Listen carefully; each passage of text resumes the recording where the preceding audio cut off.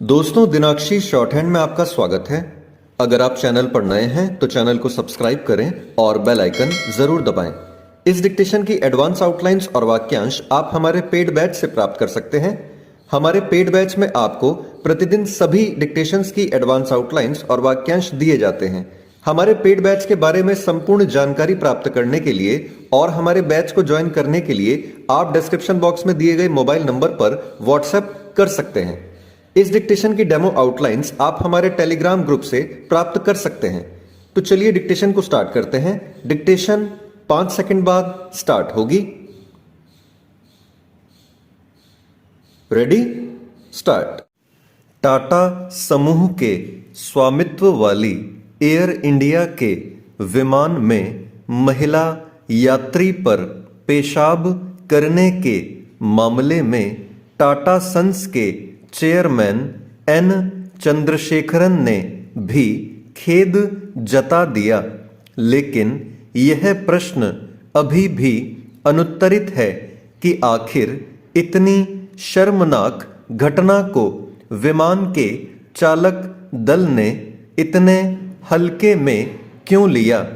इस प्रश्न का उत्तर एयर इंडिया के मुख्य कार्यकारी अधिकारी के पास भी नहीं, जिन्होंने कुछ दिन पहले इस घटना के लिए माफी मांगी थी।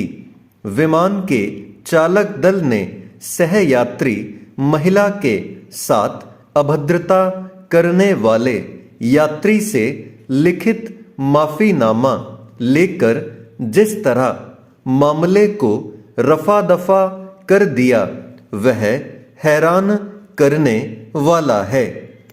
यह समझना भी कठिन है कि घटना के बाद पीड़ित महिला को वैकल्पिक सीट देने की जहमत क्यों नहीं उठाई गई, क्योंकि ऐसा करने से इनकार किया गया। इसलिए बुजुर्ग महिला को उसी गंदी सीट पर बैठे रहने के लिए विवश होना पड़ा। इतना ही नहीं, दिल्ली एयरपोर्ट पर पहुंचने पर उन्हें ग्राउंड स्टाफ से किसी तरह का सहयोग नहीं मिला। एक तरह से चालक दल बेहद अप्रिय प्रसंग को न तो हवा में सही ढंग से संभाल सका और न ही जमीन पर। इस कारण बुजुर्ग महिला यात्री के साथ जो कुछ हुआ वह मानसिक उत्पीड़न ही है। यह तो अच्छा हुआ कि इस मामले को लेकर हंगामा खड़ा हुआ। इस हंगामे के बाद एयर इंडिया ने पुलिस में शिकायत की और अभद्रता के आरोपित को 1 महीने के लिए प्रतिबंधित किया। अब आरोपित को गिरफ्तार कर लिया गया है, लेकिन इतना ही पर्याप्त नहीं। उन कारणों की तह तक जाना चाहिए जिनके चलते एयर इंडिया के चालक दल ने आरोपित को सबक सिखाने वाली कोई कार्रवाई नहीं की।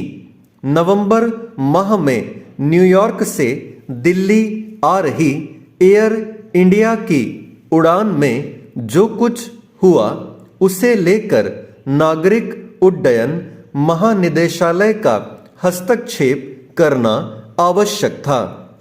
उसके हस्तक्षेप के बाद ही घटना का गवाह बने विमान के चालक दल को 1 माह के लिए ड्यूटी से हटाया गया। एयर इंडिया ने इस घटना को लेकर जिस तरह यह कहा कि अनियंत्रित यात्रियों से निपटने की नीतियों के बारे में चालक दल को जागरूक करने के लिए एक व्यापक शिक्षा कार्यक्रम शुरू किया गया है, उससे यही साबित होता है कि अभी जो भी नीतियां हैं वे कागजी ही अधिक हैं और उन्हें लेकर स्पष्टता नहीं। यदि ऐसा नहीं होता तो उक्त मामले से इतने भद्दे तरीके से नहीं निपटा गया होता, क्योंकि जैसी घटना एयर इंडिया के विमान में घटी वैसी घटनाएं घटती ही रहती हैं। इसलिए उनसे सख्ती से निपटने के बारे में स्पष्ट नियम बनाने और उनका पालन करना अनिवार्य है। यह इसलिए होना चाहिए क्योंकि एयर इंडिया का स्टाफ इसलिए शांत होकर बैठ गया था क्योंकि पीड़ित महिला मामले को आगे नहीं बढ़ाना चाह रही थी। चेंज।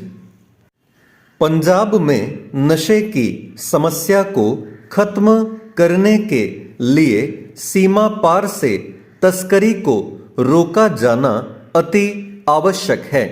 यह चिंताजनक है कि आए दिन विभिन्न जिलों में पाकिस्तान की ओर से भेजी जाने वाली हेरोइन बरामद हो रही है। सीमा सुरक्षा बल और पंजाब पुलिस की सतर्कता से फाजिल्का में 31 किलोग्राम हेरोइन की बरामदगी से यह स्पष्ट होता है कि यदि सुरक्षा बलों में बेहतर तालमेल हो तो तस्करों पर नकेल कसना मुश्किल नहीं है। इस मामले में दुर्भाग्यपूर्ण यह है कि तस्करी में सेना का जवान गिरफ्तार हुआ है। कुछ पैसों के लालच में अपने देश के साथ धोखा करना तो अत्यंत शर्मनाक है। चाहे सेना हो या फिर कोई अन्य सुरक्षा बल, जवानों से तो यही उम्मीद की जाती है कि वे यदि कहीं कुछ गलत हो रहा है तो उसे रोकने का काम करेंगे। इससे पहले भी सुरक्षा बलों के जवान नशा तस्करी में गिरफ्तार किए जा चुके हैं। इसलिए सरकार को यह देखना होगा कि इस तरह के मामलों को कैसे रोका जाए। सेना का जवान यदि पाकिस्तानी तस्करों से मिलीभगत करके हेरोइन मंगवा रहा है तो हो सकता है कि वह खुफिया जानकारियों को भी साझा कर रहा हो। इसलिए पूरे मामले की गहनता से जांच की जानी चाहिए।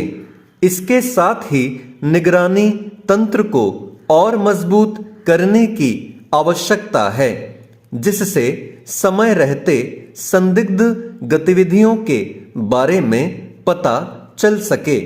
यह बात बार बार सामने आ रही है कि सीमावर्ती क्षेत्रों में रहने वाले कुछ लोगों की गतिविधियां संदिग्ध हैं। उनके पाकिस्तानी तस्करों से संबंध हैं और वे हेरोइन मंगवाकर इसे ठिकाने लगाते हैं। इसे देखते हुए पुलिस को सीमावर्ती क्षेत्रों में नाके बढ़ाने होंगे और वहां पर ईमानदार व सख्त अधिकारियों की तैनाती करनी होगी। स्टॉप।